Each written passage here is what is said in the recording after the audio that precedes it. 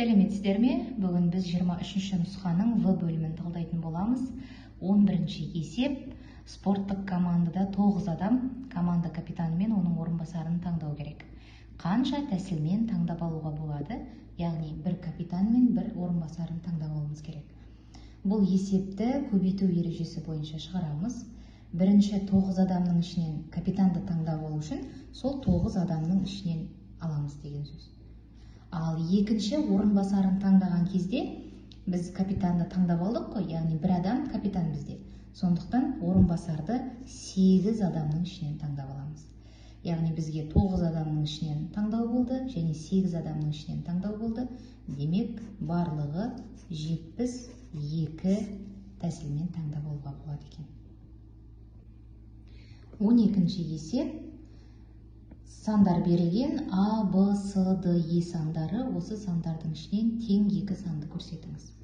Біз сандардың тең екендігін көру үшін бірінші квадраттөрдің астына енгізіп алуға болады, болмаса керісінше квадраттап жіберуге болады.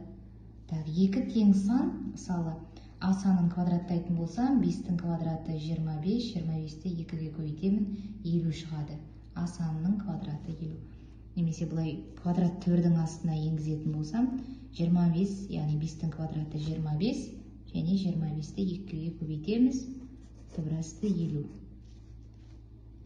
Және Е саны да түбірасты 50 екен. А және Е сандары өзара тең болып тұр. Келесі, қандай 2 санның көбейтіндісі 49-ға тең? Мына жерде Б саны бар, мұнда Д саны бар. Осы 2 санды тексеріп көрейік. Б көбейту Д тең болады. 5 түбірасты 2 қосу 1, 5 түбірасты 2 азайту 1. 5 түбірасты 2-ні 5 түбірасты 2-ге көбейтемін. 25 көбейту 2 азайту 1-дің квадраты 1 тең болады. 50-ден 1 аламыз, 49. Яғни қандай 2 сан? Б және Д сандары екен. Осы 12-ші есептің С есебі тізбектелген 2 бүтін санды табыңыз. Олардың арасында түбірасты 0,14 саны болатындай. Яғни А және Б сандарының арасында, 2 бүтін санның арасында түбірасты 0,14 бар. Квадраттап аламын. А-ның квадраты және Б-ның квадраты. А-ның квадратынан үлкен, бірақ Б-ның квадратынан кіші. Қандай санның квадраты 0,14-тен кіші, қандай санның квадраты 0,14-тен үлкен? Бірақ бүтін сан болу керек.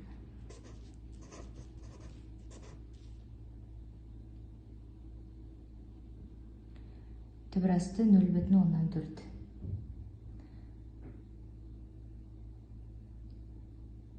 Тізбектелген 2 бүтін санды табыңыз, олардың арасында 0,14 саны болатындай. 0,14, так, 0,14-тен кіші, ол бізде 0, 0,14-тен үлкен, ол 1. Сонда тізбектелген 2 бүтін сан дегеніміз, ол 0 және 1 сандар. 13-ші есеп ықшамдаңыз.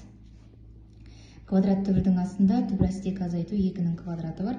Бұл квадрат түбірдің астынан шыққан кезде түбірастында 2 азайту 2-ның модулі қосу түбірасты 2. Тең болады. Түбірасты 2 ол бізде шамамен 1,4 және ол 2-ден кіші. Сондықтан біз былай жазаламыз. 2 азайту түбірасты 2 қосу түбірасты 2. Тең болады. Енді модульден оң сан шығады. Түбірасты 2 мен түбірасты 2 қысқарып кетеді, сонда 2 саны қалады. 14-ші есеп. Берілген өрнектің мәні болмайтындай x-тің мәнін табуымыз керек. Берілген өрнектің мәні болмау үшін бөлшектің бөлімі 0-ге тең болу керек. Екі жақшаға жіктеп аламын. 3x азайту 1, 3x қосу 1 тең 0-ге, әрқайсысын 0-ге теңестіремін. 3x азайту 1 тең 0, 3x қосу 1 тең 0, x тең болады 3-тен 1, x тең болады минус 3-тен 1. Сонда жауабы минус 3-тен 1 және 3-тен 1. Осы екі санды қойған кезде біздің бөлшегіміздің бөлімі нөлге айналып кетеді, демек өрнектің мәні болмайды. Келесі, осы 14-ші есептің b-сы. Ықшамдаңыз. Бірінші бөлшегімізді жазып қоямыз. Бөлуді көбейтуге алмастырамын. Бөлшектің алым мен бөлімі орындарын ауыстырады. X квадрат қосу 2x y қосу y квадрат менде береді x қосу y-тің квадратын. Қысқаратындарды қысқартамыз. Қалады алымында x y, бөлімінде x қосу y. 15-ші есеп.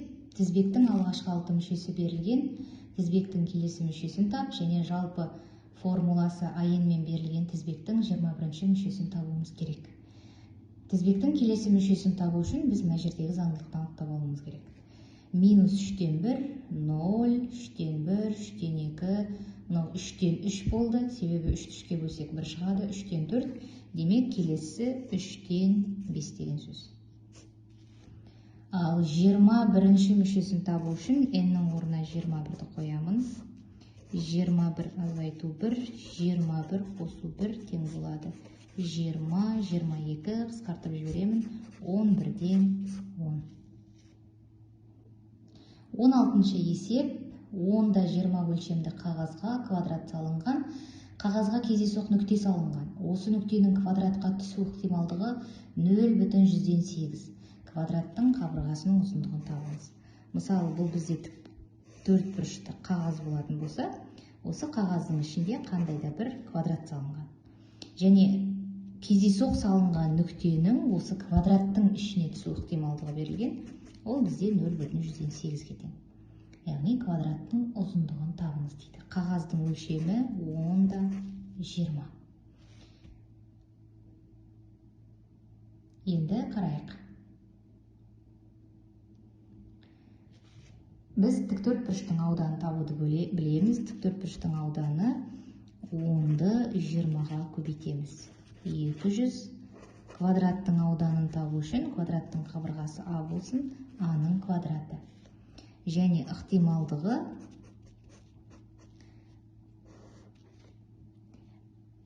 мына тіктөртбұрышке салынған нүктенің мына квадраттың ішіне түсу ықтималдығын табу үшін осы квадраттың ауданын тіктөртбұрыштың ауданына бөлеміз. Сол кезде 0,8 шығып тұр. Біз квадраттың ауданын білмейміз, бірақ біз тіктөртбұрыштың ауданын білеміз. 200 екендігін тең болады 0,8. Яғни квадраттың ауданын табамын. 200-ді 0,8-ге бөлемін 16. Олай болса, квадраттың қабырғасы 4-ке тең. 17-ші есеп. Геометриялық прогрессияның бірінші мүшесі 4, еселігі 2-ден 1. Прогрессияның 7-ші мүшесін табыңыз. Шексіз келмелі геометриялық прогрессияның қосындысын табыңыз. Бірінші мүшесі, яғни v1 4-ке тең, еселігі 2-ден 1-ге тең. 7-ші мүшесін табу үшін біз бірінші мүшесін еселіктің 6 дәрежесіне көбейтеміз. 4-ті көбейтемін 2-ден 1-дің 6 дәрежесіне. Тең болады 4 көбейту 2-ден 1-дің квадраты деп алатын болсам, мен 4-ден 1, сосын көбейту 2-ден 1-дің 4 дәрежесі. Екеу қысқарып кетеді, сонда қалады 2-ден 1-дің 4 дәрежесі. 2-ның 4 дәрежесі, 2-ні өз-өзіне 4 рет көбейтеміз. 16, 16-дан 1. Шексіз келмелі геометриялық прогрессияның қосындысы. Шексіз келмелі геометриялық прогрессияның қосындысын табу үшін бізге бірінші мүшесімен бір азайту еселігінің қатынасы керек. Бұл екеуі де бізде бар. v1-дің орнына 4 қоямыз. Бір азайту 2-ден 1 тең болады. 4-ті бөлемін 2-ден 1-ге 8 шығады. Яғни қосындысы 8-ге тең екен. 18-ші есеп бізде жұмысқа арналған мәтінді есеп. Екі бригада бірігіп тапсырманы 3 сағатта орындады. Егер бірінші бригада екінші бригадаға қарағанда 8 сағатқа тез жасайтын болса, бірінші бригада тапсырманы қанша уақытта бітіреді? Яғни бізде бірінші бригада бар және екінші бригада бар. Бірінші бригаданың жұмыс өнімділігін X деп алатын болсақ, яғни X сағатта бітіретін болса, өзі жасайтын, ал екінші бригада 8 сағатқа жай жасайды. Себебі мына жерде бірінші бригада екінші бригадаға қарағанда 8 сағатқа тез деп тұр. Сондықтан мен екінші бригадаға 8 сағатты қосып беремін. Енді екеуі бірігетін болса, 3 сағатта орындайды, екеуі біріккен жағдайда. Ол үшін жұмыс өнімділігін тауып аламын. 1 бөлінген X, 1 бөлінген X қосу 8, екеуі біріксе 3 сағат, ал жұмыс өнімділігі 1 бөлінген 3. Екеуін қосамын, 1 бөлінген X-қа қосамын, 1 бөлінген X қосу 8-ді 3-тен 1-ге тең. Ортақ бөлімге келтіремін. Ортақ бөлімі X, X қосу 8, 3 еселенген. Топтауыш көбейткіш бізде 3X қосу 8, мұнда 3X, мұнда X, X қосу 8-ден береміз. 3X қосу 8 қосу 3X тең болады. 3X, X қосу 8, X, X қосу 8. Мүмкін мәндер жиынын жазып қоямыз. Бізде бөлшектің бөлімі 0-ді қабылдамайды және -8-ді қабылдамайды. Алымдарын теңестіреміз. 3X қосу 24 қосу 3X тең болады. X квадрат қосу 8X. Барлығын бір жаққа шығарамыз. X квадрат 6X мына жаққа шығарамын. 2X минус 24 тең 0. Қосқан кезде -2, көбейткен кезде минус 24 шығатын сандар. Қандай сандарды көбейткенде 24 шығады? 6 мен 4 және қосқанда -2 шығатын болғандықтан бұл -6 мен 4. -6-ны алмаймыз, бөгдекті 1, біз 4-ті ғана аламыз. Бізден сұрап тұрғаны бірінші бригада тапсырманы қанша уақытта бітіреді? Яғни бірінші бригаданы біз X деп белгілеген болатынбыз. Сонда жауабы бірінші бригада тапсырманы 4 сағатта бітіреді екен. Жалғыз өз жасайтын болса. 19-шы есеп, есептеңіз, тригонометриялық өрнек берілген. Айырымның формуласын қолданамыз. Косинус альфа минус бетта. Косинус альфа минус бетта тең болады. Косинус альфа көбейту косинус бетта қосу синус альфа көбейту синус бетта. Неке осы формуланы қолданамыз. Сонда бізде болады косинус альфа көбейту косинус 35 градус қосамын синус альфа көбейту синус 35 градус. Азайтамын синус альфа көбейту синус 35 градус. Бөлімінде косинус альфа көбейту синус 35 градус.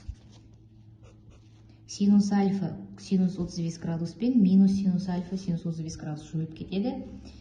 Алымында қалады косинус альфа көбейту косинус 35 градус. Бөлімінде косинус альфа көбейту синус 35 градус. Косинус альфа қысқарып кетеді. Косинус альфаның синус альфаға қатынасы котангенс 35 градусты береді. Және соңғы есеп, 20-шы есеп, теңсіздікті шешіңіз. Әрқайсысын, яғни 0-ге теңестіріп аламыз әрбір көбейткішті. Мұнда қосындысы 3-ге тең, көбейтіндісі 2-ге тең сандар, ол бізде 2 мен 1. Ортақ көбейткіш жақшаны сыртына шығарамыз. X 0-ге тең, X тең минус 2-ге. Сонда қазір бізде 2, 1, 0 және минус 2 деген 4 нүктеміз бар. Соны белгілейміз. Және бізде қатаң емес теңсіздік нүктелеріміздің барлығын бояймыз. Минус 2, 0, 2 және 1. Интервалдар әдісі арқылы аралықтарға бөлеміз. Ыңғайлысы 3 алайында, 3-ті аламын, мұнда апарып қоямын. 3-тің квадраты 9, азайту 3-3-ке көбейтемін. 9 қосу 2. Мұнда таңба плюс болады. Мұнда да таңба плюс болады. Демек, мына жақ плюс, минус, плюс, минус, плюс. Бізге артық немесе тең. Плюс аралық керек. Сонда теңсіздіктің шешуі минус шексіздіктен минус 2-ке дейін. Минус 2-ні қоса алғанда 0-ден 1-ге дейін. 0 мен 1-ді қоса алғанда және 2-ден плюс шексіздікке дейін 2-ні қоса алғанда.